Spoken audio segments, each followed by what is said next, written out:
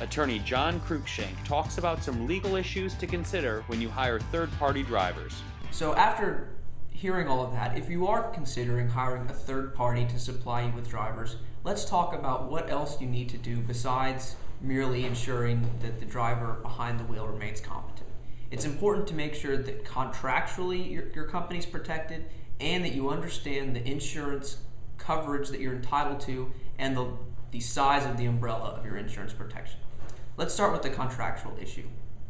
Any contract that you sign with a third party to put drivers behind the wheel of your vehicle, you'll absolutely need an indemnification clause. The indemnification clause will ensure that the company that provided you the driver is the first payor of resort if in fact there's a judgment against you. That's what triggers their insurance coverage. You're obligating them to pay the judgment before you'll have to pay a penny. But it's important to note that indemnification clauses do have limits. An indemnification clause is a contract between you and the provider and the individual or company that provided you with the driver. It is not a contract between you and the plaintiff's attorney. When the plaintiff's attorney has his judgment in hand, he can come after you just as easily as he can after the company that provided you with the driver.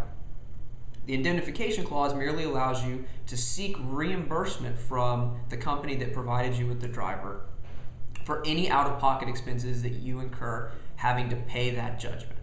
Now this becomes problematic because, as we discussed earlier, it's possible that this company that you've contracted with has very limited assets. It's possible that the only significant asset that they're going to have is their insurance policy. Once that insurance policy is exhausted, they don't have any other assets. So you have this indemnification clause that guarantees that they'll repay you, but how are you going to collect on it? Their insurance is exhausted, maybe they have a little bit of cash on hand, but that's not going to cover what you owe. You have an indemnification clause, but it's not going to do you any good.